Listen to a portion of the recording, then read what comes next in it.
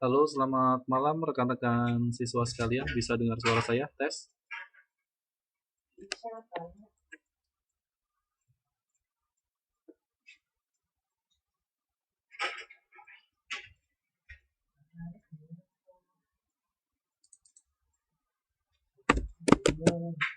Tes, tes. Bisa dengar suara saya?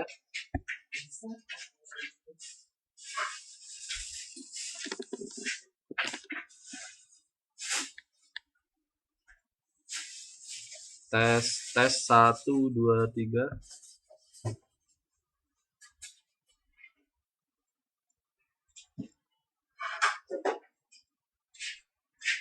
Sambil menunggu yang lainnya ya, saya uploadkan dulu untuk materinya.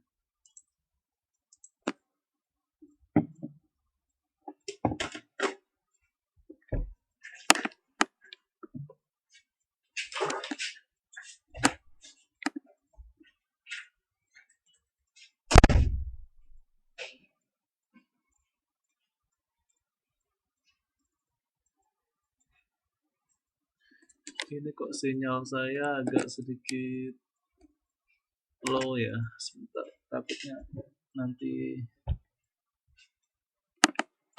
Oke.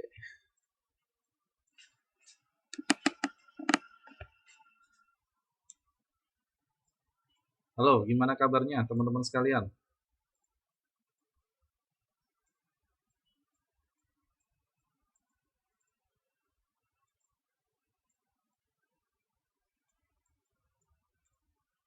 Baik ya. Ya, mudah-mudahan semuanya baik-baik saja, sehat-sehat saja. Ya, saya alhamdulillah baik-baik saja.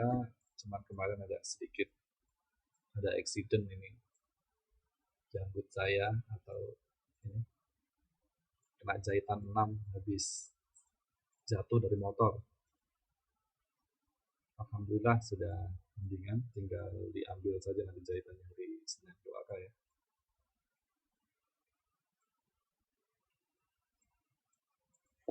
Iya, kemarin jalan-jalan ke Hualien cuman ya jatuh dari motor.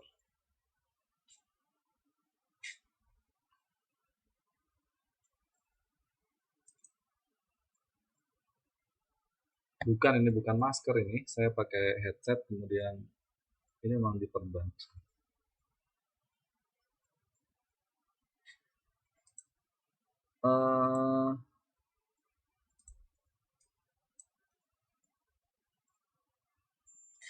Sebentar, saya akan catatkan untuk tagline malam ini.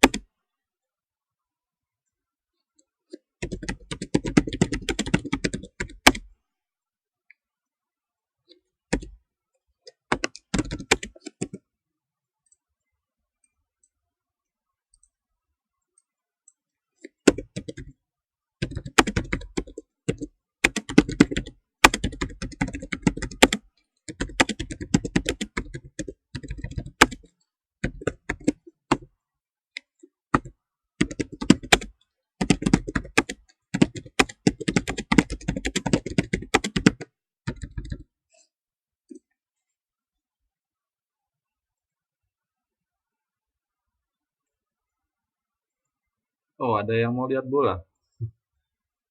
Lihat streamingnya nanti aja. Saya juga iya nanti. Habis kelas ya, nanti kita lihat bola.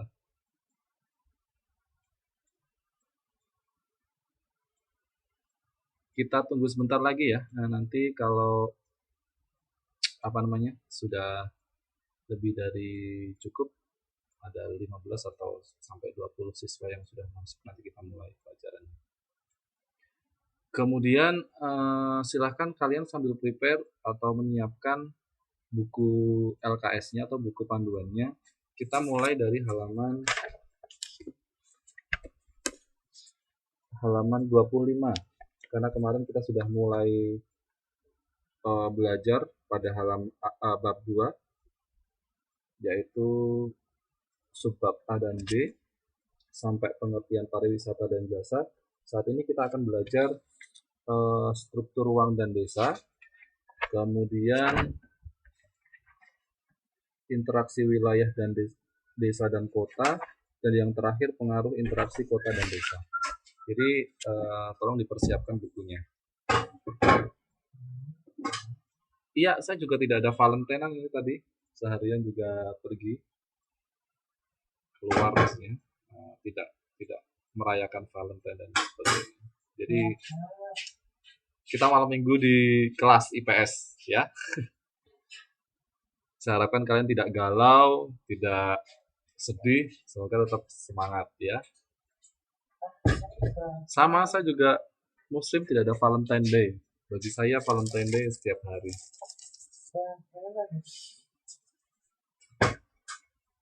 Ya, kita bisa mulai ya materi pada malam hari ini ya. Baik rekan-rekan sekalian, sebelum kita mulai, saya buka dulu. Assalamualaikum warahmatullahi wabarakatuh. Selamat berjumpa lagi dengan saya, Pak Arik ya.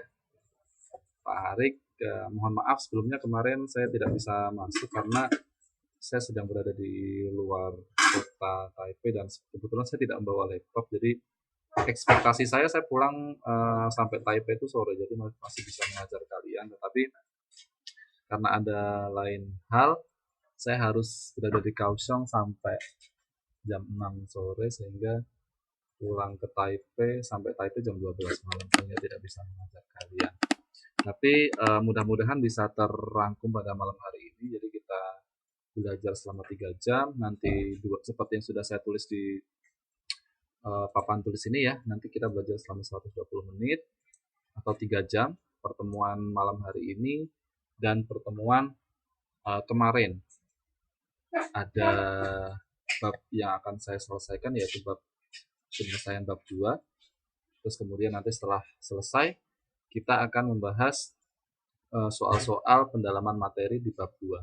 Ataupun kalau nanti kalian ada yang mau ditanyakan, kita bisa diskusi bareng-bareng seperti itu. Karena kurang lebih memakan waktu lama ya, tidak seperti biasanya. Kalau seperti biasanya 40 menit atau 80 menit, nah kita sekarang belajar selama 2 jam. 2 jam secara real atau 3 jam pelajaran selama 120 menit. Saya harapkan kalian tidak tidur. Kalian tidak tidur, kemudian siapkan kopi atau air di samping kalian. Bolehlah makan snack atau boleh makan rujak atau makan apalah yang bisa dimakan sehingga kalian tidak ngantuk nanti dalam proses belajar. Oke, nggak apa-apa Mbak Siti, ini belum saya mulai kelasnya.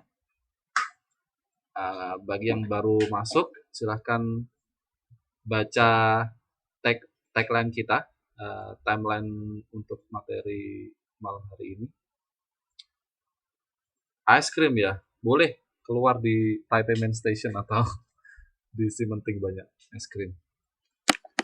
Ngemil sambel, ya nanti kepedesan malah ke belakang.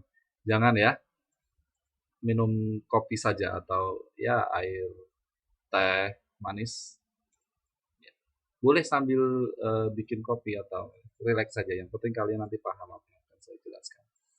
Oke, baik teman-teman sekalian, sudah ada 17 siswa yang masuk. Saya buka ya materi pada malam hari ini dengan berdoa menurut keyakinan dan agamanya masing-masing. Berdoa, mulai.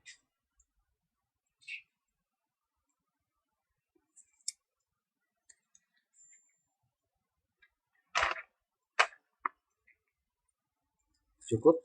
Masih bisa dengar suara saya?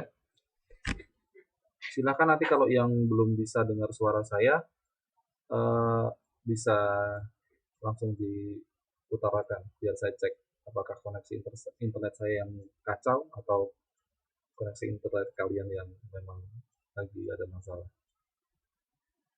Oke teman-teman sekalian, hari ini kita mulai dari halaman 25. Silahkan bisa cek dan saya sudah mempersiapkan sedikit PowerPoint di sini. Yang penting-penting saja yang akan saya sampaikan, kemudian kalian bisa cek. Jika ada pertanyaan, bisa nanti kalian tanyakan dan kita bisa diskusi bareng-bareng.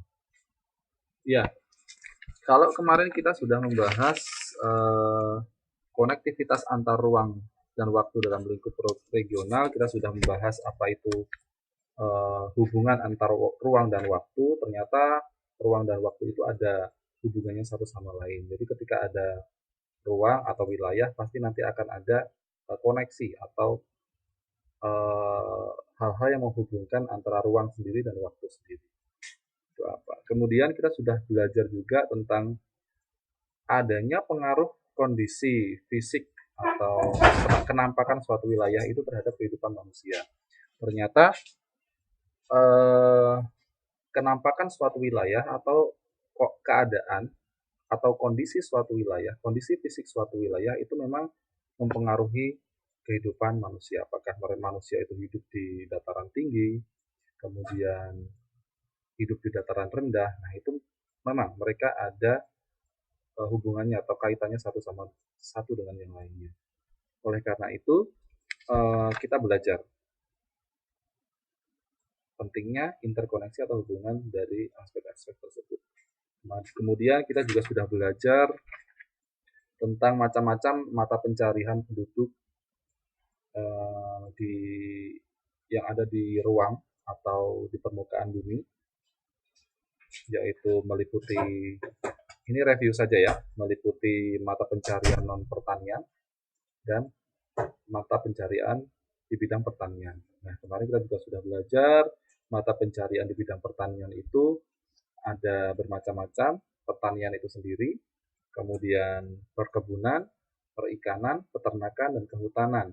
Kemudian di bidang non pertanian itu ada pertambangan, kemudian perindustrian, pariwisata, dan jasa. Nah, sedikit mengingatkan, kalian tinggal di Taiwan ini termasuk juga merupakan sebuah atau jenis dari mata pencarian di bidang non pertanian, yaitu kalian menjual jasa. Seperti saya mengajar kalian, berarti saya menjual jasa. Berarti mata pencarian saya boleh ditulis menjual jasa. Oke. Mungkin itu review untuk pertemuan yang kemarin ya.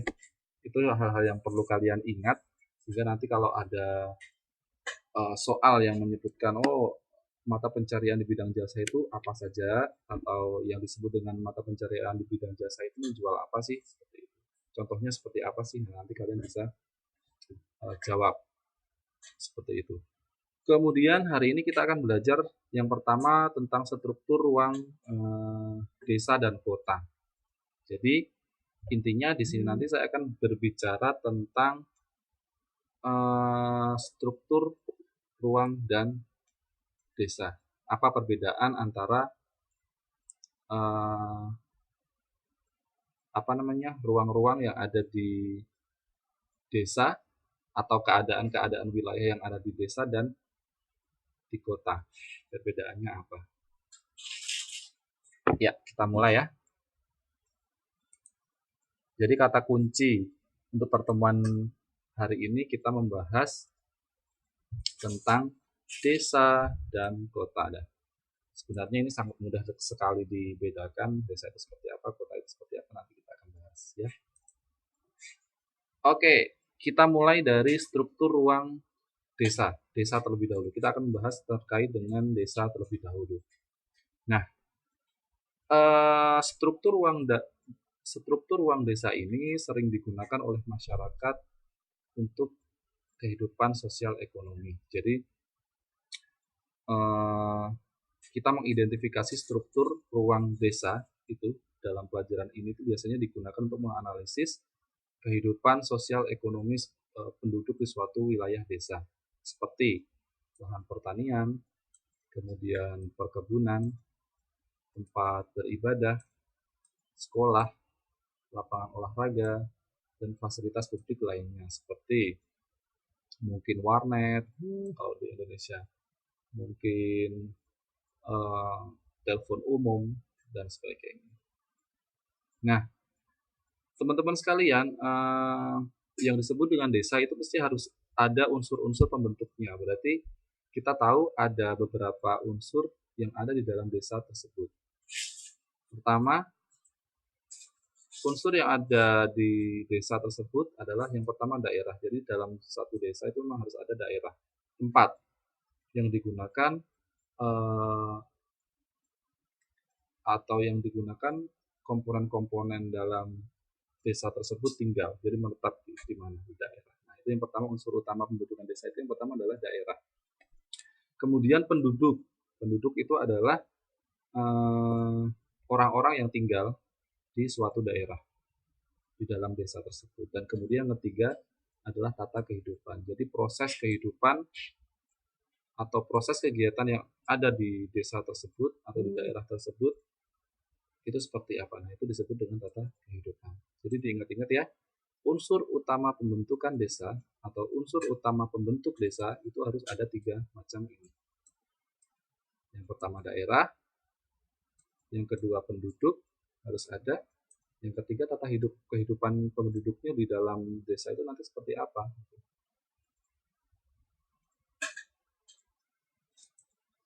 Kita lanjut. Nah, tadi kita kan unsur pembentukan desa ada 3 tuh. Daerah, penduduk, dan tata kehidupan. Nah, kita pecah satu-satu supaya nanti kalian bisa jelas apa itu daerah, apa itu penduduk, dan apa itu tata kehidupan. Daerah itu juga disebut dengan wilayah atau bisa disebut dengan ruang, di mana manusia, tumbuhan, atau segala sesuatu yang ada di dalam desa itu berada, tinggal di suatu tempat atau menempati suatu tempat. Itu namanya daerah. Nah, daerah atau wilayah itu terdiri dari kondisi air, tanah, kemudian faktor-faktor biotik. Faktor-faktor biotik ini adalah faktor-faktor yang hidup. Jadi biotik itu adalah faktor sesuatu yang hidup. Terdiri dari kondisi air, tanah, dan faktor-faktor hidup yang mempengaruhi wujud tata ruang. Apa itu? Yang pertama mungkin manusia.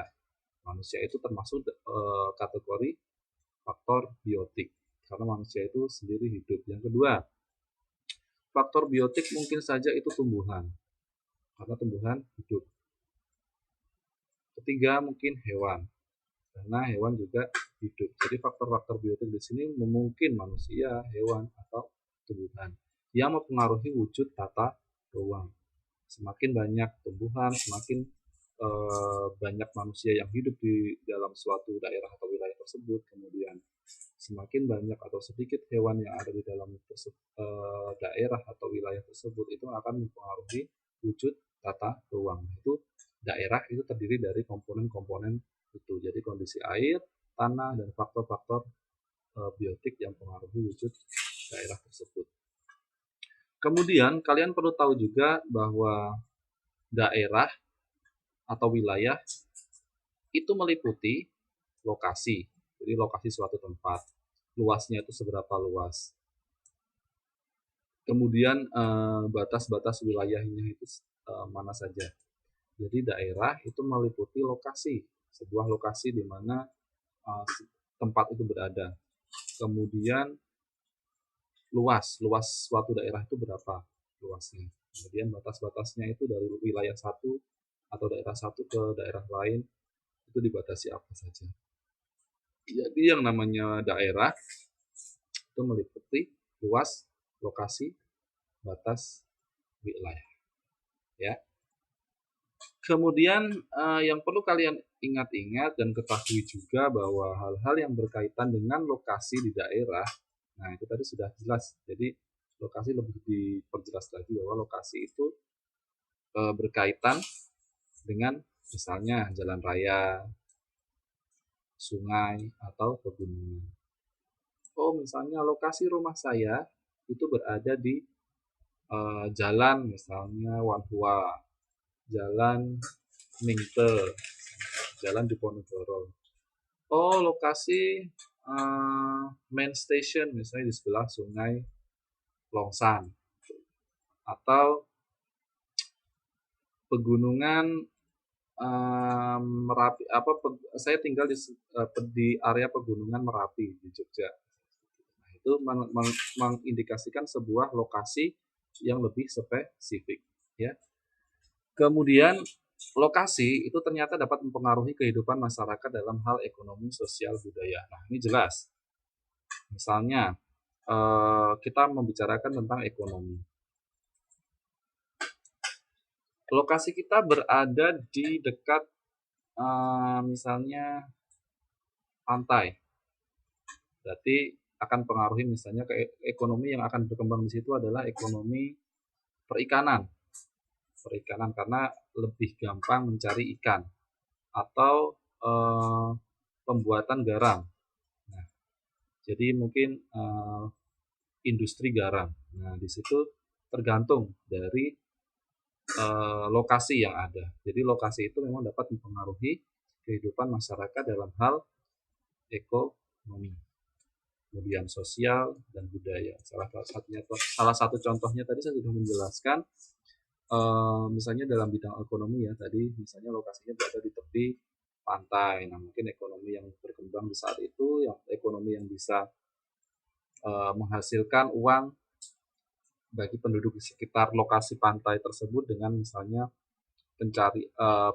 pemancingan ikan atau pertambangan ikan, kemudian pembuatan garam dan sebagainya. Mungkin seperti itu. Ya.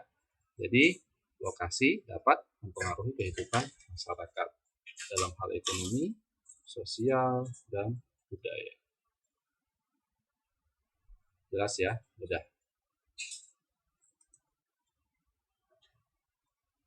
Faktor yang kedua yang membentuk desa, kalau tadi kita sudah membicarakan wilayah, yang kedua yang tidak kalah pentingnya adalah penduduk atau manusia yang tinggal di dalam desa tersebut atau wilayah tersebut. Nah, di sini dijelaskan bahwa penduduk itu merupakan unsur terpenting dalam suatu wilayah dan daerah. Karena bagaimanapun juga penduduk atau manusia ini adalah inti atau otaknya yang nanti mau membawa kemana kemajuan atau perkembangan desa atau wilayah tersebut. Ya, jadi penduduk di sini merupakan unsur terpenting dalam suatu wilayah atau daerah. Selanjutnya, penduduk merupakan tenaga kerja dalam pengembangan wilayah. Jadi bisa dikatakan bahwa wilayah atau daerah itu adalah kantor dan penduduk itu adalah tenaga kerjanya. Jadi wilayah bisa disebut juga kantor atau usaha dari penduduk, dan penduduk disebut sebagai tenaga kerjanya. Jadi kantor itu atau usaha atau bisnis tanpa tenaga kerja yang handal, ya tinggal dibawa kemana bisnis dan kantor tersebut. Jadi ini tergantung dari tenaga kerja yang ada di dalamnya. Nah, bisa diibaratkan seperti itu, bahwa penduduk itu adalah tenaga kerja dalam pengembangan wilayah. Oke, ya, perlu kalian ketahui juga bahwa penduduk ini atau manusia yang tinggal di dalam desa ini memiliki unsur-unsur. Jadi unsur-unsur penduduk itu ada beberapa macam. Yang pertama, jumlah penduduk. Jumlah penduduk yang tinggal dalam suatu wilayah itu kan bisa dihitung berapa juta, berapa sekian ribu, sekian puluh juta, sekian ratus ribu, dan sebagainya. Terus kita juga bisa mendeteksi pertumbuhannya. Oh, pertumbuhan penduduk di Taiwan itu ternyata tidak secepat di Indonesia, seperti itu. kepadatan. Oh, ternyata di Jakarta sangat padat jika dibandingkan dengan Irian Jaya. Karena banyak yang datang. Di Irian Jaya banyak yang pergi. Unsur-unsur penduduk itu bisa dilihat dari itu. Kemudian persebarannya. Oh, ternyata kalau di Jakarta orang-orang pada datang, persebarannya kemana-mana, gitu. Orang-orang datang untuk bekerja. Nah, kalau di Irian Jaya persebarannya susah karena transportasinya juga susah. Seperti itu. Kemudian mata pencariannya. Jadi penduduk itu bisa diklasifikasikan menurut unsur-unsur yang terakhir ini adalah mata pencaharian. Di Irian Jaya, misalnya mata pencarian terbanyak di sana adalah berburu, karena saking banyaknya hewan-hewan hutan. Oh, penduduk di Jakarta mayoritas mata pencariannya sebagai buruh, gitu, karena kerja di misalnya di industri atau di perusahaan. Oh, kalau di Jogja misalnya mata pencarian penduduk itu pertanian, karena masih banyak lahan-lahan pertanian seperti sawah, perkebunan, dan lain sebagainya. Nah, itu adalah unsur-unsur pembentuk penduduk. Kemudian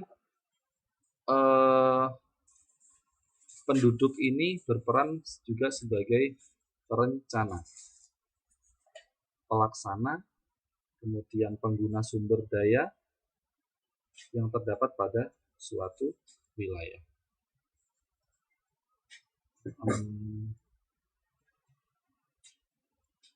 Jadi kompleks sekali ya tugasnya ya penduduk ini. Ini nggak pada ngantuk kan? Satunya pada ngantuk. Halo, tes? Pada tidur nggak?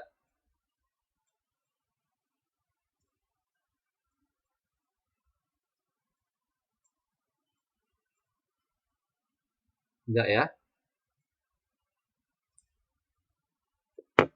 Oke. Masih semangat-semangat sekali ya kalian. Saya senang sekali kalau masih mendengarkan saya. Takutnya saya terlalu banyak berbicara sehingga kalian tidur malahan. Jangan ya, jangan tidur ya. Kasihan saya nanti. Oke, saya ulangi lagi ya. Jadi penduduk itu perannya itu sangat penting di sini ya. Sebagai perencana, merencanakan mau dibawa kemana misalnya sebuah wilayah.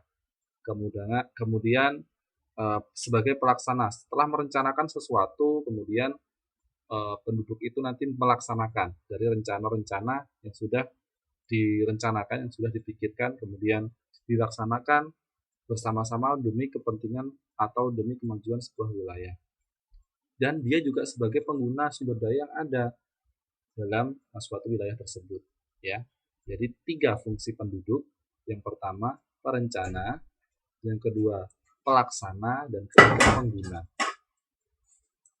3P, perencana, pelaksana, dan pengguna. Oke, yang terakhir unsur dari desa yaitu tata kehidupan. Masih ingat ya tadi unsurnya ada 3. Yang pertama daerah atau wilayah, kemudian yang kedua penduduk, dan yang ketiga adalah tata kehidupan. Nah, tata kehidupan ini merupakan tata pergaulan yang melatar belakangi kehidupan masyarakat dalam suatu wilayah. Jadi, seperti yang sudah saya jelaskan tadi, bahwa tata kehidupan ini adalah proses kegiatan yang ada di dalam sebuah wilayah atau sebuah desa. Jadi, penting mengapa bahwa dalam desa itu perlu ada unsur yang namanya tata kehidupan. Jadi, tata kehidupan adalah tata pergaulan yang melatar belakangi kehidupan masyarakat dalam suatu wilayah. Nah, kemudian yang perlu kalian ingat-ingat, yang perlu kalian kalian garis bawahi di sini adalah bahwa tata kehidupan masyarakat desa itu disebut dengan paguyuban. Paguyuban ini berasal dari bahasa Jawa ya. Kalau kalian belum pernah, mungkin kalau yang berasal dari Jawa familiar atau sangat sering mendengar arti dari paguyuban itu sendiri, ya. Jadi tata kehidupan di masyarakat desa itu terkenal dengan nama paguyuban. Jadi intinya paguyuban itu adalah ikatan antara warga itu masih sangat erat, terjalin secara langsung, kemudian toleransi warga itu masih sangat tinggi, gotong royong kerjasama masih dipegang teguh. Beda kalau kita bandingkan dengan tata kehidupan di Taiwan lah. Mungkin nanti kalian bisa tebak ya, tata kehidupan di Taiwan itu merupakan tata kehidupan golongan apa? Apakah desa atau kota atau metropolitan atau apa? Nanti kita akan bisa jelaskan. Ya. Jadi tata kehidupan masyarakat desa itu identik dengan nama paguyuban. Di mana paguyuban itu sendiri adalah ikatan antara warga masyarakat itu masih sangat erat. Antara tetangga satu dengan tetangga yang lainnya itu masih saling berhubungan secara langsung. Mau meminjam beras itu masih langsung. Misalnya Mbak Islamnya kebetulan berasnya habis misalnya hari ini ya. Terus kebetulan aduh besok mau beli belum ada uang gitu kan. Terus datang ke rumahnya Mbak Ani Lestari. Mbak Ani Lestari ini kebetulan tetangganya Mbak Islam. Assalamualaikum Mbak oh Mbak Ani gitu ya, mohon maaf Mbak Ani, kebetulan saya belum gajian ini, gajiannya baru 3 hari lagi, cuman berasnya sudah habis gitu. Mbak Ani masih punya beras nggak? Kira-kira seperti itu. Kalau misalnya masih punya, saya pinjam 1 kilo atau 2 kilo, setelah nanti saya gajian saya bisa kembalikan. Pinjam pulsa, pinjam pulsa? Kalau pinjam pulsa susah, bukan dalam bentuk barang ya. Nanti gimana cara pinjamnya? Pinjam buat telepon kali ya. Mungkin contohnya seperti itu. Jadi kalau kehidupan di masyarakat desa itu masih sangat kental dengan hubungan secara langsung. Hubungan antara tetangga satu dengan tetangga lain itu masih terjalin secara erat. Ya, kalian nanti bisa membandingkan lah mana yang lebih enak tinggal di desa atau tinggal di kota. Semuanya tentunya ada ada kelebihannya sendiri-sendiri gitu. Tinggal nanti bagaimana kalian menyikapi. Nah, karena itu malam ini kita membicarakan antara koneksi hubungan antara desa dan kota. Ternyata desa dan kota itu ada hubungannya atau saling ketergantungan satu sama lain. Oke, itu tadi 3 unsur ya. Kalian masih ingat ya, penduduk, wilayah, dan tata kehidupan. Oke, kita lanjut. Ya, kita membahas secara detail tentang desa. Nah, desa itu adalah merupakan perpaduan. Perpaduan dari apa? Ya, komponen-komponen fisiografi. Ini maaf ya, ini F.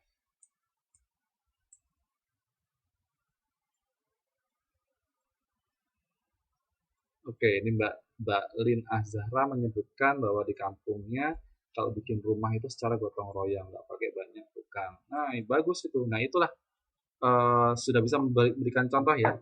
Di desa memang gotong royongnya masih tinggi, seperti yang Mbak Lin Azhara tadi sebutkan bahwa contoh saja pembangunan rumah, gotong royong sehingga tidak memakan banyak biaya. Beda kalau di kota ya. Oke, kita lanjutkan.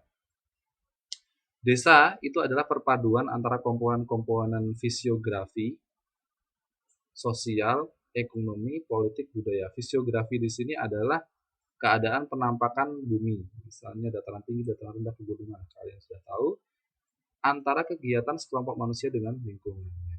Jadi desa ini adalah perpaduan dari komponen-komponen banyak ini, kemudian dikaitkan dengan kegiatan sekelompok manusia dan lingkungannya. Jadi adanya keterkaitan adalah antara sekelompok manusia dan lingkungan. Desa merupakan kenampakan fisiknya itu ditandai dengan pemukiman yang tidak terlalu padat. Ya, jelas, gampang sekali memahaminya. Bahwa desa Kenampakan fisiknya itu ditandai dengan pemukiman yang tidak terlalu padat. Kemudian sarana transportasinya juga langka, tanah yang digunakan untuk pertanian dan perkebunan. Jarang kita menemui di desa itu ada angkutan bus yang sudah ter apa namanya ya, sistem dengan baik. Mungkin ada yang metro mini atau malah bis yang datang 2 jam sekali dan sebagainya. Nah itu disebut dengan langka, transportasinya langka. Kadang-kadang malah nggak ada. Orang-orang desa banyak menggunakan misalnya sepeda sendiri, kemudian motor sendiri. Jadi sarana transportasinya yang langka itu ditandai seperti itu. Kenapa kan fisiknya itu tidak terlalu padat penduduk, sarana transportasi langka, kemudian tanah yang ada itu digunakan untuk pertanian dan perkebunan, tidak digunakan untuk ya jualan ruko-ruko, siapa yang mau beli gitu kan, di desa tidak terlalu padat gitu kan. Ya. Kemudian itu dari kenampakan fisiknya. Dari kenampakan sosial budayanya desa itu tadi ya sama seperti yang sudah saya sebutkan bahwa sosial budayanya ikatan tali kekeluargaannya masih sangat erat atau namanya paguyuban, di mana pola gotong royongnya masih dominan. Jadi masih banyak orang-orang di desa itu yang gotong royong. Ikatan tali kekeluargaannya sangat erat. Contohnya kalau tetangganya sakit, biasanya saling berbondong-bondong datang untuk menjenguk, ya sekedar memberikan amplop atau memberikan buah-buahan, kue, atau sekedar mendoakan datang. Nah, itu kenampakan dari segi sosial budaya. Nah, bagaimana perbedaan dengan di kota? Nanti kita bisa bedakan. Ya, itu konsep atau penjelasan umum lah desa itu seperti apa. Jadi kalian bisa membayangkan. Sekarang kalian tinggal di kota atau di desa, itu kalian sudah bisa membedakan yang mana. Oke. Kita masih bicara dengan desa.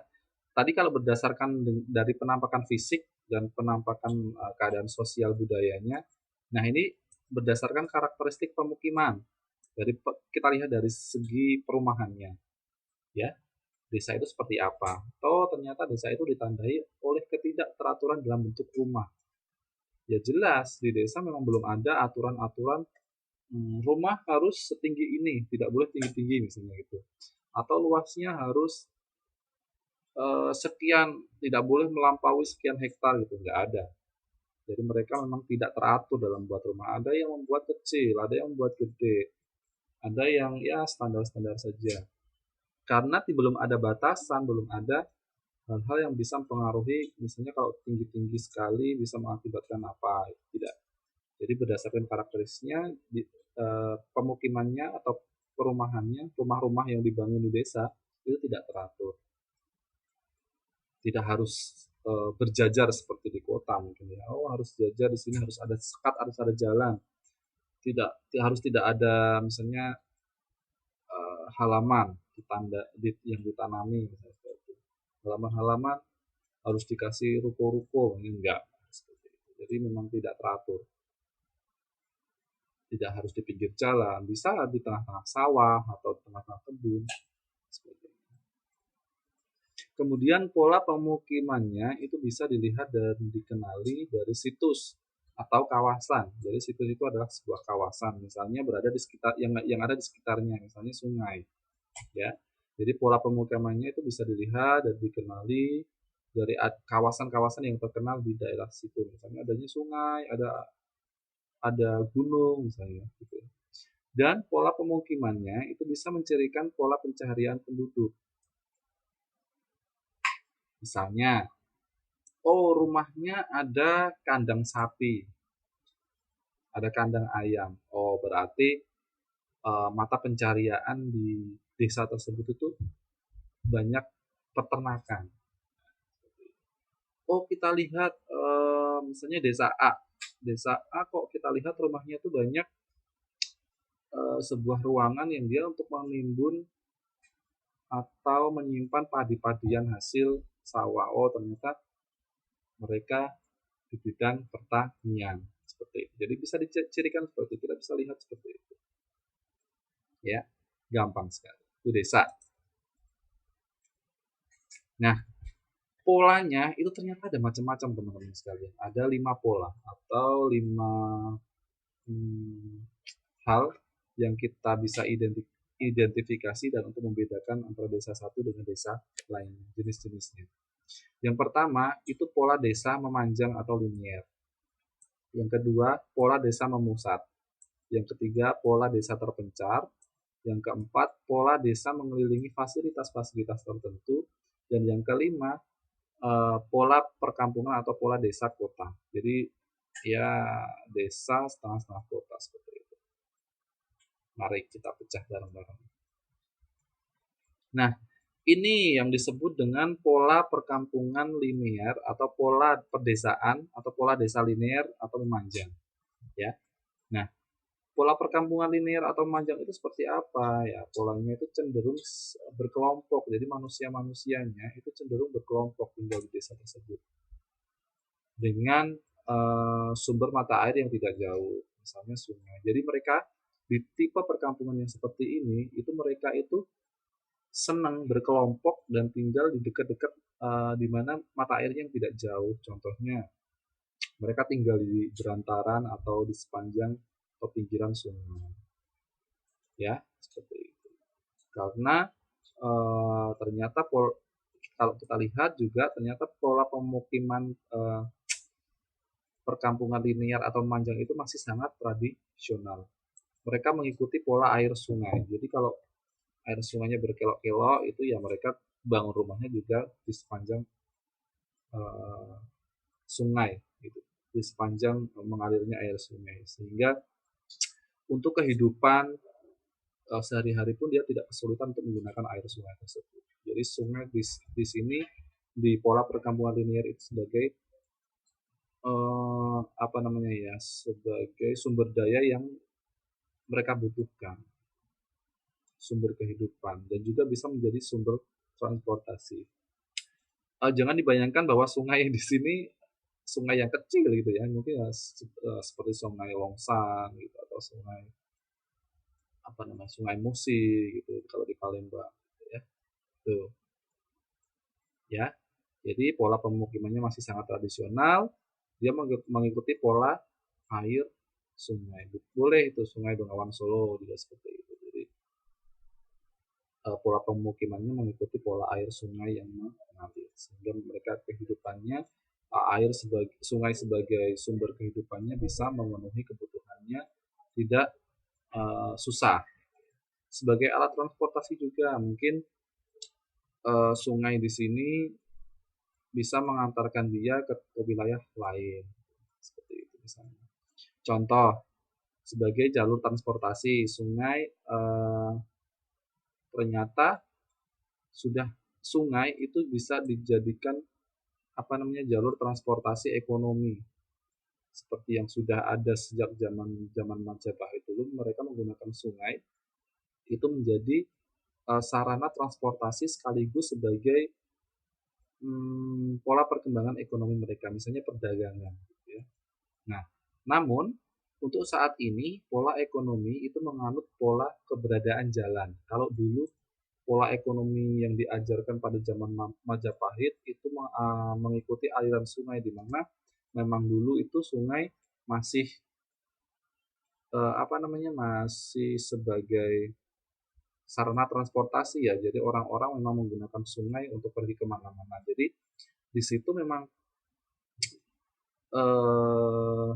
tempat yang baik untuk mereka berdagang, mereka mengembangkan ekonomi mereka itu, misalnya dengan berdagang tadi atau menukar barang dan sebagainya. Nah, tapi saat ini kita sudah bisa mengidentifikasi bahwa pola ekonomi yang ada di wilayah-wilayah itu menganut pola keberadaan jalan, di mana jalan yang sering dilewati oleh manusia atau penduduk itu akan menjadi tempat-tempat berjualan banyak, sehingga ya itu tadi yang sudah saya sampaikan juga bahwa menganut pola jalan.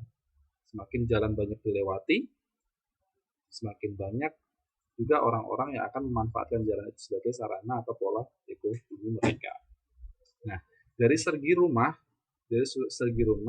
jenis pola perkampungan linear ini menggunakan rumah yang tidak permanen. Jadi tidak semuanya tembok gitu. Jadi kadang separuh tembok yang ke atasnya kayu, separuh tembok yang ke atasnya misalnya dari bambu gitu ya, atau dari triplek seperti itu. Tes, bisa dengar suara saya Mbak Mei? Halo, tes. Yang lain gimana?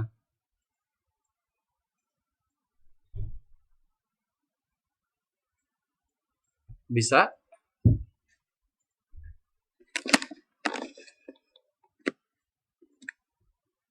Oke, bisa ya. Berarti Mbak Mei bisa dicek lagi koneksi internetnya ya. Mungkin lagi drop sinyalnya atau gimana. Oke, itu tadi pola perkampungan linear atau memanjang.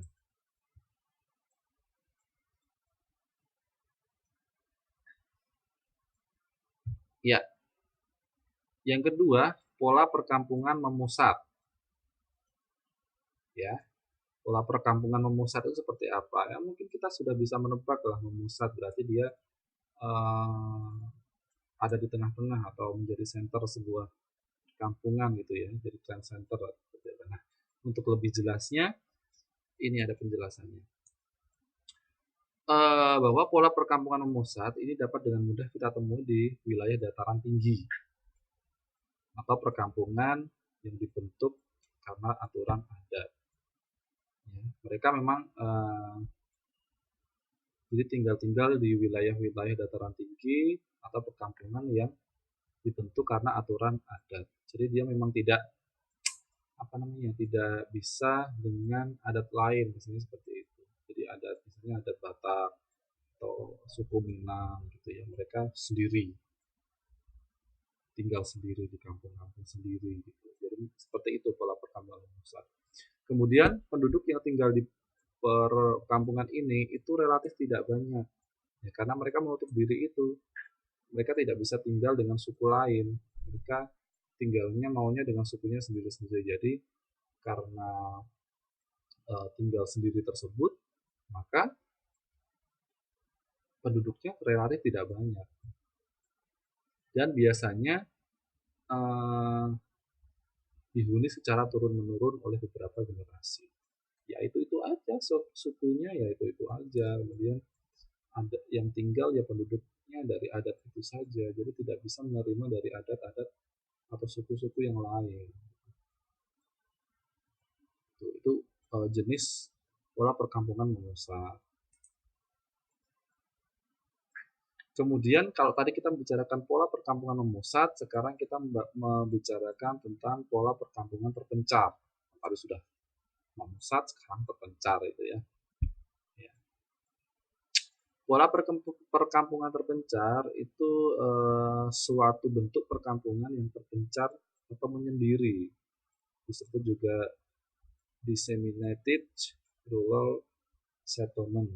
Nah itu tadi artinya jadi dia memang terpencar menyendiri, dia tidak gabung dengan berada di wilayah-wilayah yang jauh, remote area yang terpencil. Itu pola perkampungan terpencar. Biasanya hanya merupakan farmstead atau sebuah rumah petani yang terpencil tapi lengkap dengan gudang alat mesin, penggilingan gandum, padi, lumbung, kandang ternak, dan rumah untuk tinggal petani tersebut. Mungkin kalian siapa ini yang mau absen tipis ke kamar mandi? Mbak Ani ya. Oke, silakan Mbak Ani. Nanti jangan ngompol di situ ya. Payah nanti kalau ngompol saya. Oke. Saya nggak punya pampers soalnya. Lanjut ya. Mungkin kalian pernah jalan-jalan di suatu wilayah atau wilayah yang jauh sekali dari pemukiman, tapi di sana ada rumah. Ya. Mungkin kalian pernah melihat rumah itu di tengah-tengah hutan atau rumah di tengah-tengah wilayah yang tidak ada penduduknya dan itu hanya satu rumahnya. Nah, itulah yang dinamakan pola perkampungan terpencar. Atau ada beberapa rumah tapi jaraknya jauh-jauh gitu. Ya, itu namanya pola perkampungan terpencar. Dan biasanya rumah-rumah tersebut itu malah memiliki fasilitas yang lengkap karena dia mungkin mengetahui bahwa tetangga saya jauh gitu kan. Saya tidak suatu saat saya butuh sesuatu dan tetangga saya jauh, maka dari itu saya harus membangun ini melengkapi hal-hal yang saya butuhkan gitu ya. Seperti tadi yang sudah saya katakan bahwa rumahnya jenisnya mereka memiliki misalnya penggilingan gandum sendiri. Nanti kalau butuh gandum bisa menggiling sendiri. Kemudian penggilingan padi sendiri. Memiliki lumbung untuk menyimpan padi. Memiliki kandang ternak untuk memelihara ternak. Kemudian rumah yang digunakan untuk dia tinggal. Jadi ada peternakan di situ, ada tempat penyimpanan padi, ada semacam penggilingan. Nah, perlu kalian ketahui bahwa jenis pola perkampungan terpencar ini jarang sekali ditemui di Indonesia. Biasanya adanya kita temui di Eropa Barat, Amerika Serikat, Kanada, dan Australia. Jadi memang jarang ditemui di Indonesia. Yang selanjutnya adalah pola perkampungan yang mengelilingi fasilitas tertentu. Ini karena tidak cukup, jadi saya singkat TTT. Jadi pola perkampungan yang mengelilingi fasilitas tertentu. Jadi mungkin kalian bisa bayangkan pola perkampungan ini di desa ini tuh ada sebuah fasilitas atau beberapa fasilitas dan perkampungannya itu atau rumah-rumah yang mengisi perkampungan tersebut itu mengelilingi fasilitas tersebut. Biasanya kita temui di daerah dataran-dataran rendah, ya. Jadi pola perkampungan mengelilingi fasilitas tertentu itu biasanya kita temui di daerah dataran rendah. Kemudian di dalamnya terdapat banyak fasilitas umum. Tadi saya sudah sebutkan bahwa memang pola perkampungan jenis ini memiliki beberapa fasilitas yang dibutuhkan untuk memenuhi kebutuhan sehari-hari. Misalnya fasilitas umum yang dimaksud adalah air, kemudian danau, waduk, kemudian penggilingan padi, kemudian telepon umum. Nah, mereka cenderung mengelilingi daerah-daerah tersebut karena mereka butuh fasilitas tersebut. Mereka tidak mau jauh. Nah, pola perkampungan seperti ini adalah disebut pola perkampungan yang mengelilingi fasilitas tertentu. TTT itu kepanjangan dari tertentu, mohon maaf karena tidak cukup ini buat judulnya. Jadi pola perkampungan yang mengelilingi fasilitas tertentu. Ya, jelas ya Mbak Lin ya. Oh, Mbak Siti pernah ke Australia, ke Sydney dan Melbourne. Ya, itu mungkin. Tapi bisa dicontohkan Mbak pernah melihat ya sebuah rumah yang terpencil gitu, tapi dia memiliki apa namanya fasilitas-fasilitas yang sudah saya sampaikan tadi, nanti bisa share ke teman-temannya. Tahun depan mau diajak ke Kanada, oh boleh-boleh. Nanti Mbak Mei bisa observasi ya, apakah benar dari teori di buku bahwa pola perkampungan yang tadi yang apa namanya yang di remote area tadi, yang di terpencar tadi, ada di sana enggak jenis-jenis rumahnya. Bisa dicari. Nanti kalau tidak ketemu, tanya orang sana. Saya mau mencari pola perkampungan terpencar di mana hanya ada satu rumah, kemudian di dalamnya itu ada kandang ternak, kandang ayam, kandang sapi, kemudian ada penggilingan padi sendiri dan lain sebagainya. Oke? Ya, saya tunggu kabarnya ya, nanti saya dikabari. Soalnya saya belum pernah ke sana juga. Ya, yang terakhir pola perkampungan desa kota. Jadi dari desa mungkin agak sedikit ke kota-kotaan atau gimana gitu ya. Nah, ini penjelasannya bahwa pola perkampungan desa kota itu salah satu penjelasannya bahwa desa tersebut dengan dekat dengan kota. Gimana tuh jadinya? Kalau dekat dengan kota berarti sudah sekota ya. Ya kita lihat dulu dekatnya seperti apa. Gitu ya. Nah, jadi untuk mengidentifikasi bahwa pola perkampungan desa kota itu adalah desa yang dekat dengan kota. Ingat-ingat ya, desa yang dekat dengan kota. Kemudian pola perumahan kota itu sudah mempengaruhi perkampungan jenis ini lebih teratur. Ya, desa jenis ini sudah mengikuti pola-pola kekota-kotaan gitu. Rumahnya sudah teratur, hampir seragam.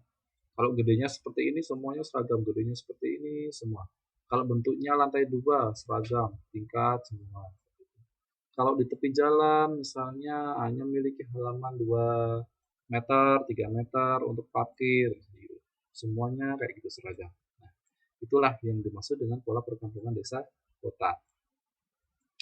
Nah, kenapa ini bisa terjadi atau kenapa bisa disebut dengan kenapa pola perkampungan desa kota itu ada? Ini disebabkan adanya developer atau pengembang yang turut campur atau yang mengintervensi wilayah perkampungan itu menjadi bentuk perumahan. Jadi banyaknya developer atau pengembang atau ya orang-orang yang dari kota itu ikut turut campur masuk ke desa, kemudian menjadikan atau mempengaruhi warga-warga desa itu untuk membangun rumah-rumah seperti yang ada di kota gitu, sehingga menjadi seragam gitu.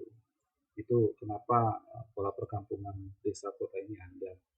Nah, kemudian di perkampungan desa kota ini sudah timbul atau banyak-banyaknya calo tanah, mengingat bahwa ya kemungkinan desa ini akan bisa menjadi kota ya.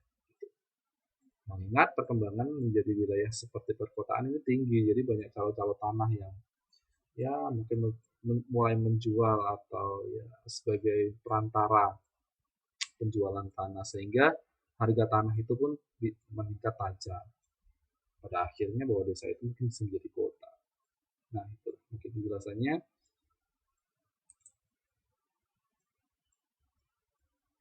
Oke, tadi kalau kita sudah membicarakan tentang desa, sekarang kita akan bicarakan tentang kota.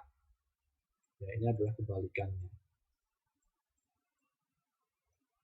Oke.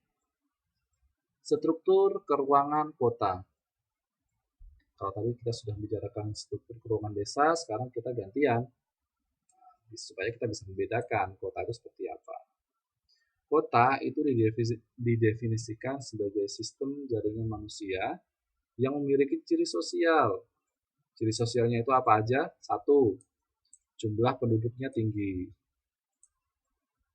Strata sosial ekonomi heterogen. Heterogen itu tidak sama. Jadi strata sosial ekonominya ada yang tinggi, ada yang rendah, ada yang sedang gitu ya. Jadi yang pertama, jumlah penduduknya tinggi di kota itu. Kemudian yang kedua, strata atau ya level atau tingkat sosial ekonominya itu heterogen, bermacam-macam. Ada yang tinggi, ada yang rendah, ada yang sedang. Dan mereka itu coraknya semuanya materialistis. Ayo dari kalian siapa yang matre? Jadi semua penduduk yang ada di kota itu bercorak materialistis. Semuanya diukur dengan duit. Semuanya diukur dengan uang. Ya apa-apa, pokoknya ujung-ujungnya duit lah.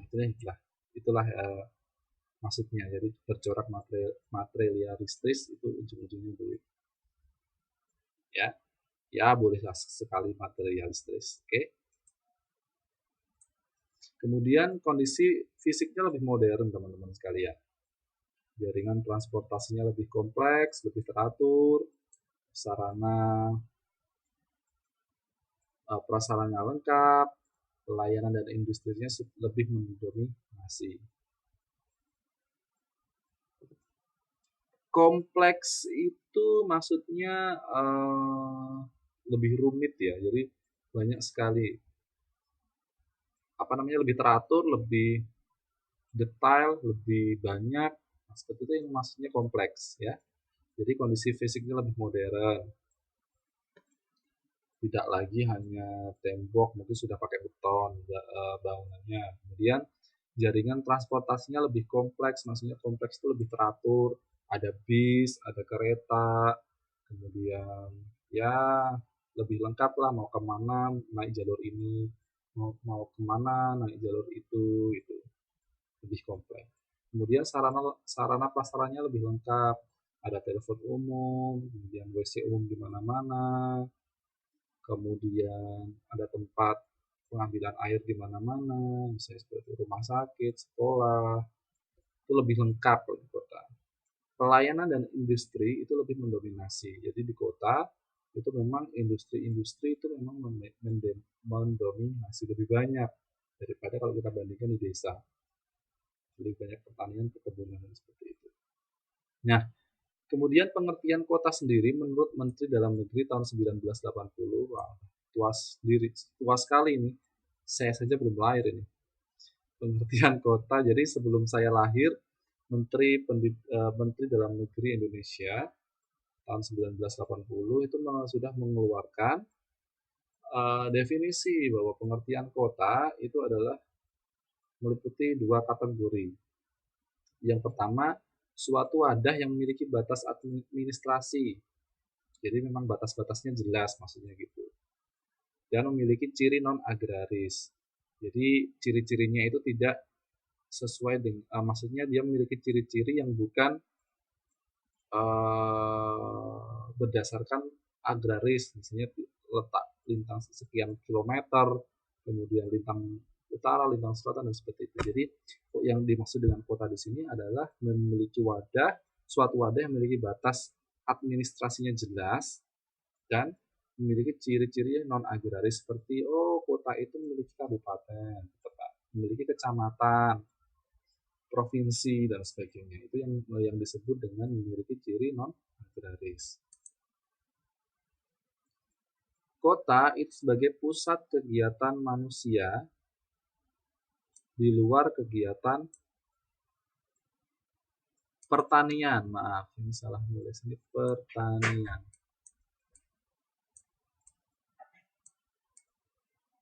Ya, kota merupakan pusat kegiatan manusia di luar kegiatan pertanian, seperti industri, pelayanan dan jasa, perdagangan, hiburan, dan rekreasi. Nah, itu adalah kegiatan-kegiatan manusia yang ada di kota. Dan kota sendiri itu juga apa? Kota sendiri itu adalah pusat perhatian yang mencirikan sebagai tempat kehidupan yang super sibuk. Ini kata kuncinya. Kota itu super sibuk. Kota itu industri, pelayanan, jasa, perdagangan, di mana perdagangan itu terjadi. Banyaknya hiburan-hiburan, banyaknya tempat-tempat rekreasi. Ya, tuh. Dan kota itu super sibuk.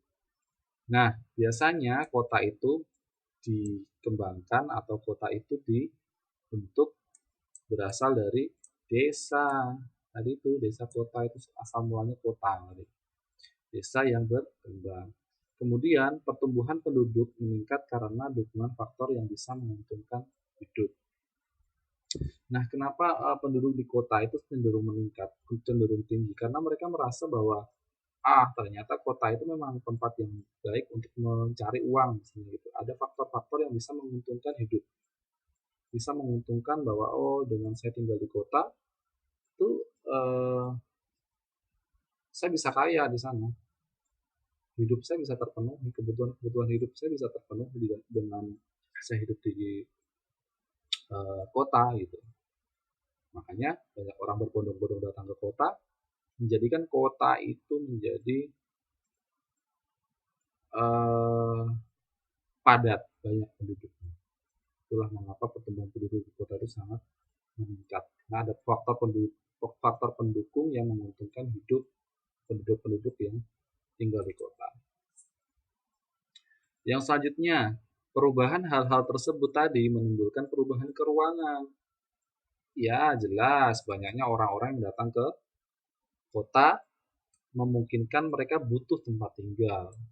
Jadi banyak tuh pembangunan gedung sebagai tempat industri yang dibutuhkan orang-orang yang datang ke kota untuk bekerja.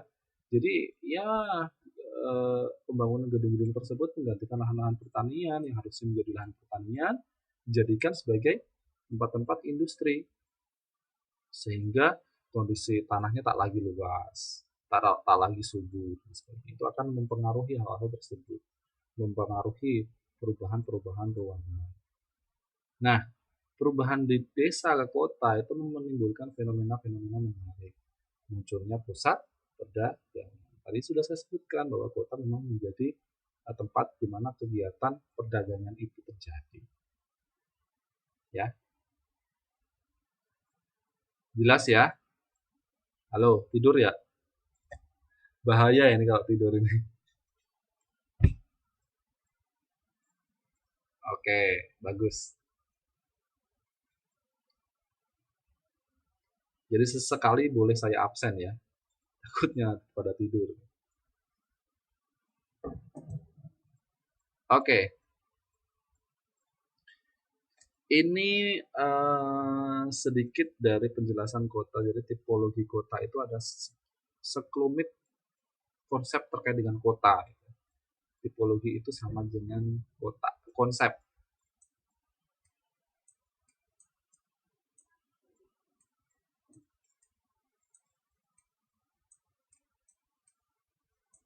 Ya.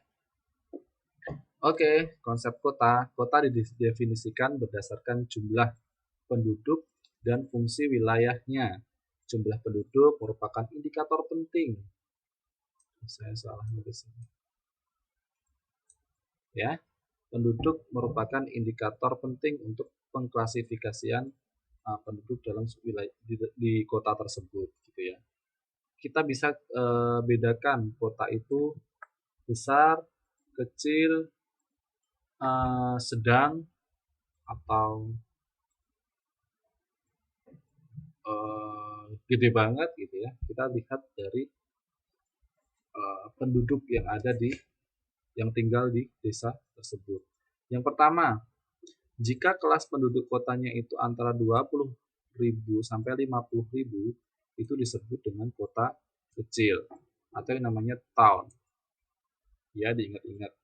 Jika dalam sebuah kota itu ada penduduknya 20.000 sampai 50.000, itu disebut dengan kota kecil atau town. Kalau penduduk di sebuah kota itu 50.000 sampai 100.000, itu disebut dengan kota atau city. Dan yang penduduk lebih dari 100.000 itu disebut dengan metropolitan atau metropolis. Jadi ada 3 macam ya teman-teman sekalian. Kota berdasarkan dari besar atau jumlah penduduk yang tinggal. Town atau kota kecil jika penduduknya 20.000 sampai 50.000. City atau kota itu jika jumlah penduduknya 50 sampai 100.000, dan metropolitan atau metropolis itu lebih dari 100.000. Nah, sekarang kalian tinggal di Taipei bagian mana misalnya gitu ya. Kalian bisa hitung atau tanya dari ya lokasi setempat, di sini jumlah penduduknya berapa Pak? Bu gitu. Nah, kalian bisa mengidentifikasi bahwa kota yang kalian tinggali itu termasuk jenis town, city atau metropolis. Kemudian indikator yang lainnya itu berdasarkan besarnya perdagangan industri sebagai fungsi dominasi kota. Jadi kita bisa melihat kota itu berdasarkan dari keadaan perdagangan yang ada di situ. Kemudian industri apa saja yang ada di situ yang sebagai fungsi utama, fungsi kebanyakan bahwa memang kota itu sebagai tempat di mana perdagangan itu dilaksanakan, kemudian industri-industri itu dibangun. Kita bisa lihat dari dua aspek tersebut. Oh, apakah perdagangan di sini memang lancar? Jenis perdagangannya apa saja? Itu bisa dibilang seperti itu. Oh, di sini ternyata perdagangan yang banyak itu elektronik. Oh, berarti itu disebut dengan kota perdagangan elektronik. Oh, industrinya maju. Oh, berarti disebut dengan kota industri. Seperti itu. Selanjutnya kita bicara konsep pembangunan berkelanjutan wilayah kota. Mungkin kalian pernah dengar ya, zaman-zamannya Pak Harto sebagai presiden kita dulu, ada yang namanya Pelita, pembangunan 5 tahun. Itu adalah ya salah satu contoh bahwa merupakan pembangunan berkelanjutan di wilayah Indonesia, di seluruh Indonesia. Jadi pembangunan berkelanjutan wilayah kota itu terjadi dengan proses yang dinamis. Jadi terus menerus, pelan, tapi terus menerus. Nah, itulah namanya pembangunan berkelanjutan di wilayah kota. Kemudian pembangunan berkelanjutan itu sendiri adalah kemampuan generasi masa depan untuk membangun, memenuhi kebutuhan hidup saat sekarang dengan memperhitungkan kemampuan generasi masa depan untuk memenuhi kebutuhan mereka. Nah, intinya pembangunan berkelanjutan itu adalah pembangunan dengan mempertimbangkan sumber daya alam yang langka untuk masa depan. Jadi intinya bahwa proses pembangunan berkelanjutan dalam suatu wilayah. Jadi tadi kan wilayah itu perlu dibangun kan untuk ya kemajuan di masa datang. Tetapi konsep dari pembangunan berkelanjutan wilayah kota ini itu sendiri adalah pembangunan di saat sekarang untuk masa depan, tapi kita tetap memperhatikan sumber daya yang ada supaya nanti di masa depan itu sumber daya yang langka itu masih bisa kita nikmati, masih kita bisa gunakan untuk pembangunan selanjutnya. Seperti itu. Itu intinya dari proses pembangunan berkelanjutan di wilayah kota ini. Jadi pembangunan sedikit demi sedikit berjalan secara dinamis dengan menggunakan sumber daya alam, sumber daya yang ada. Tetapi kita juga memikirkan sumber daya tersebut pada akhirnya kan akan habis. Nah, bagaimana caranya supaya dia tidak habis dan masih bisa digunakan untuk masa depan. Nah, itulah yang dimaksud dengan pembangunan berkelanjutan wilayah kota.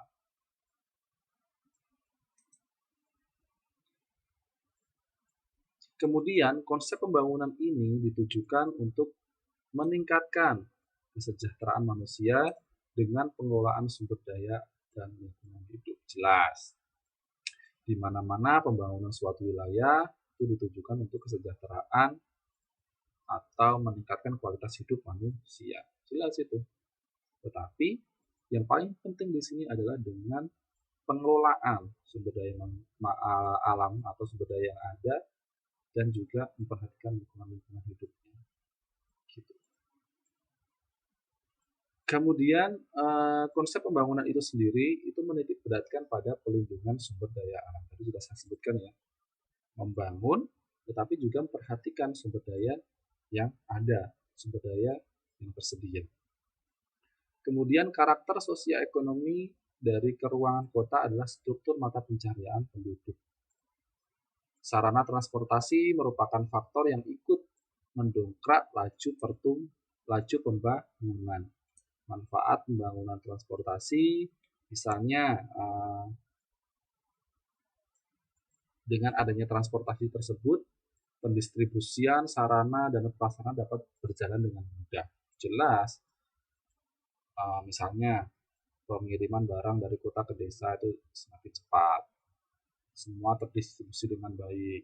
Ya, itu salah satunya dengan pembangunan sarana transportasi yang bisa mendongkrak laju pembangunan.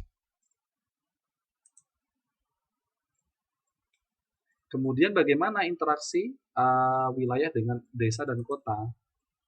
Ya, konsep interaksi sendiri itu interaksi adalah hubungan antara satu dengan yang lainnya.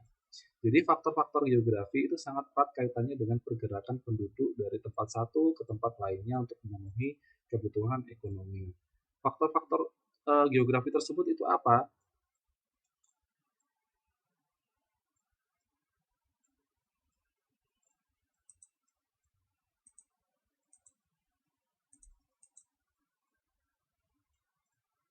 Tes? Masih bisa dengar suara saya? Tes, tes. Masih ya? Oke. Kita lanjut lagi ya. Oke, konsep interaksi. Jadi faktor-faktor tersebut atau faktor-faktor geografi tadi itu yang sangat erat kaitannya itu antara lain permukaan bumi, elevasi, vegetasi, iklim, faktor non-fisik seperti alat-alat transportasi, kegiatan ekonomi, biaya, kondisi jalan, kondisi masyarakat setempat, dan lain sebagainya. Kemudian proses-proses tersebut itu menjadikan terjadinya interaksi antar wilayah. Jadi adanya faktor-faktor geografi yang membuat semuanya itu saling berkaitan, saling berhubungan itu namanya interaksi. Lebih mudahnya interaksi itu adalah proses terjalinnya hubungan antara A dan B. Namanya interaksi.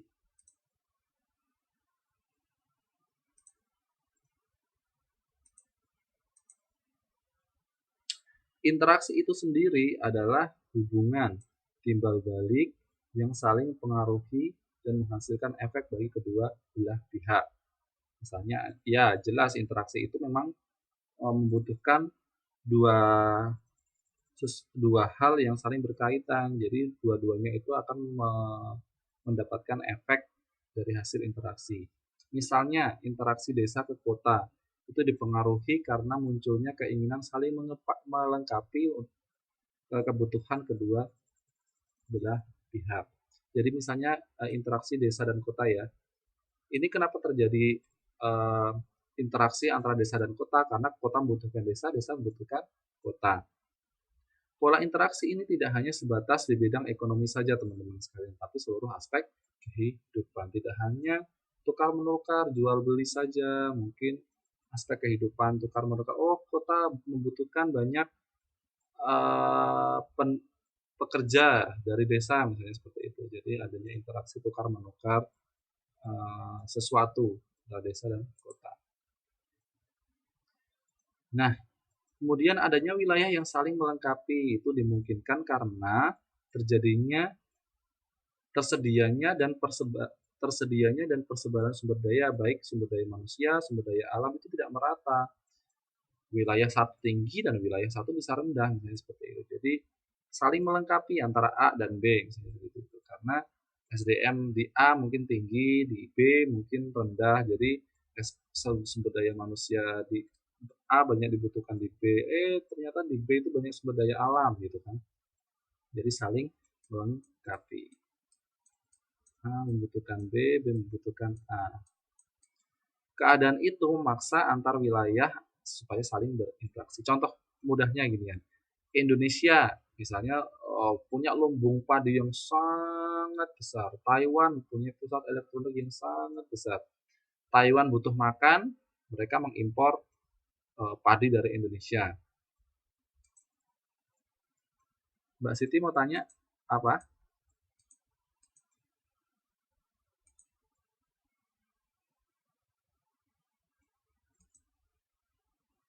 Lanjutkan ya. Jadi contohnya misalnya Indonesia punya lumbung padi yang banyak, Taiwan pusat elektronik. Nah, saling melengkapi. Taiwan butuh makan, jadi Taiwan butuh Indonesia. Ternyata Indonesia juga butuh elektronik, butuh menghubungi misalnya sanak saudara, butuh nonton TV, butuh mobil dan sebagainya. Dia juga butuh Taiwan seperti itu contohnya. Kemudian yang selanjutnya adalah faktor munculnya kesempatan untuk berintervensi, saling mempengaruhi, saling ya mempengaruhi satu dengan yang lain, saling bersaing-saingan. Betul sekali Mbak Yuni juga memberikan contoh bahwa Indonesia punya banyak singkong yang diekspor ke Timur Tengah.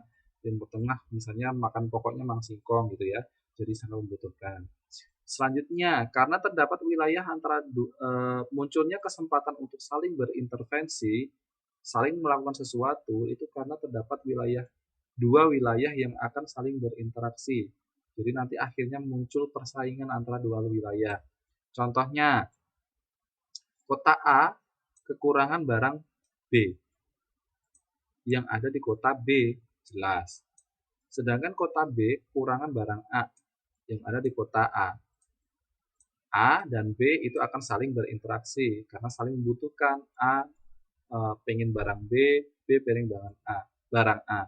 Tetapi ternyata di sisi lain itu muncul kota C, di mana kota C itu menghasilkan barang A dan B. Nah, bisa jadi hubungan A dan B itu melemah. Karena apa? Karena mereka bisa mendapatkan barang yang mereka miliki dari kota C. Seperti itu. Nah, itulah yang dinamakan intervensi. Ya, betul. Mbak Siti juga memberikan contoh yang bagus. Kemudian yang terakhir itu adalah kemudahan pemindahan dalam ruang.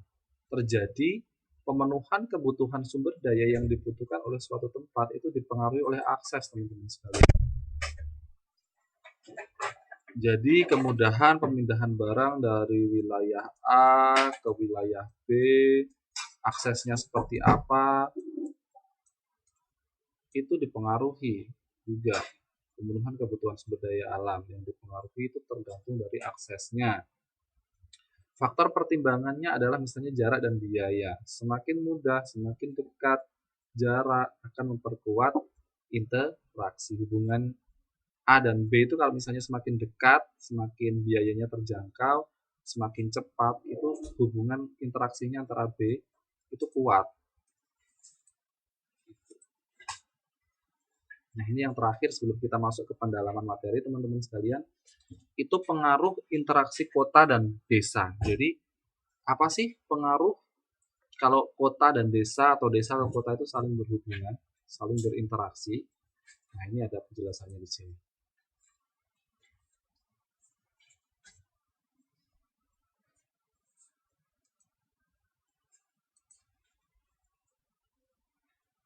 Mbak Siti, ada yang mau ditanyakan?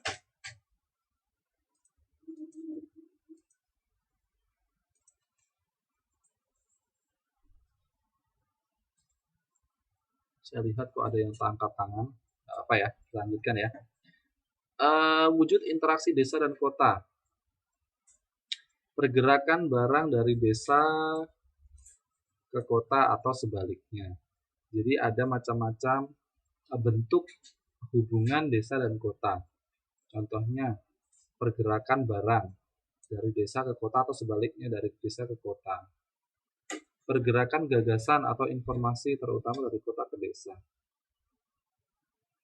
Jadi adanya tukar menukar gagasan atau informasi atau ide-ide dari kota ke desa. Itu bentuk-bentuk interaksinya. Kemudian pergerakan manusia, baik dalam bentuk bekerja, rekreasi, sekolah, ataupun keperluan lainnya. Jadi bentuk interaksinya ada 3. Ada yang namanya pergerakan barang, misalnya tukar menukar barang dari desa ke kota. Ada penukaran ide, misalnya kota punya ide terbaru nih untuk desa, untuk perkembangan desa, misalnya gitu. Kemudian pergerakan manusia, desa ada yang mau mengirim kerja ke kota, misalnya gitu ya. Tuh, bisa dalam proses interaksi yang seperti itu. Nah, ternyata dari interaksi desa ke kota atau kota ke desa itu membawa pengaruh. Ada pengaruh positif dan ada pengaruh negatif. Pengaruh positifnya ada apa saja, teman-teman sekalian? Jadi ini adalah pengaruh positifnya. 1. Tingkat pengetahuan penduduk menjadi meningkat, jelas. Ya, tingkat pengetahuan penduduk menjadi meningkat karena kota sering mengirimkan ide-idenya, sering mengirimkan informasi-informasi yang terbaru untuk desa, untuk perkembangan desa. Kemudian, lembaga pendidikan memberikan sumbangan pengetahuan dan wawasan. Tingkat ketergantungan desa kota dapat dikurangi karena desa menjadi lebih mandiri. Ya. Kemudian, transportasi desa kota semakin meningkat karena ada hubungan-hubungan tersebut tadi. Kesejahteraan meningkat karena masuknya teknologi dari kota ke desa. Tidak menutup kemungkinan bahwa memang kota mengirimkan berbagai macam teknologi untuk kemajuan desa sehingga masyarakat di desa itu akan sejahtera. Kemudian terdistribusinya produk pertanian, perkebunan, dan lain-lain dari desa ke kota itu dengan mudah. ya. Misalnya padi dikirim ke kota, singkong dikirim ke kota, dan sebagainya. Itu akan terdistribusi dengan meningkat. Ya, betul, Mbak Yuni. Contohnya, ya.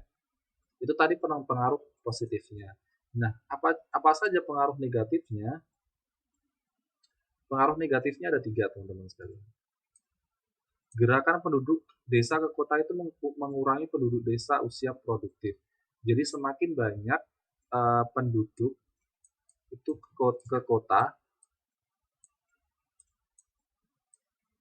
itu mengakibatkan jumlah penduduk di desa itu berkurang. Ya. Jadi gerakan penduduk desa ke kota itu akan mengurangi penduduk desa. Otomatis desa itu kekurangan orang-orang yang memiliki pemikiran yang bagus, usia-usia produktif itu pergi semua ke kota. Ya. Jadi desa itu semakin sepi. Itu berdampak negatif. Yang kedua, banyak lahan pertanian desa terlantar karena arus urbanisasi. Ya, banyak lahan-lahan pertanian itu tidak digunakan karena tadi itu sudah saya sebutkan bahwa orang-orangnya pergi ke kota semua, urbanisasi, pergi besar-besaran ke kota, itu perpindahan secara besar-besaran ke kota. Makanya kampungnya kosong, ya. Dan selanjutnya timbulnya urbanisasi besar-besaran. Urbanisasi di sini misalnya ada salah satu orang misalnya ya, pergi ke Jakarta atau pergi ke Taiwan, misalnya gitu bekerja. Oh ternyata di Taiwan uangnya bagus, kita bisa menghasilkan duit yang banyak. Gitu. Ngomonglah dia ke teman-teman lainnya yang di desa, oh kerja aja di Taiwan, kerja aja di Jakarta gitu kan. Di sini uangnya banyak, semuanya pergi berbondong-bondong ke Taiwan, ke Jepang, ke Jakarta kerja, makanya sekarang desanya kosong. Nah banyak lahan-lahan pertanian yang tidak pada digarap. Ya itulah dampak negatifnya. Tapi semuanya ada hikmahnya sendiri-sendiri, semua manusia punya pilihan. Jadi ya bagaimana caranya agar bisa mencukupi kebutuhan hidup. Oke, teman-teman sekalian, itu akhir dari bab 2 kita malam hari ini. Ya, kita masih punya waktu 30 menit.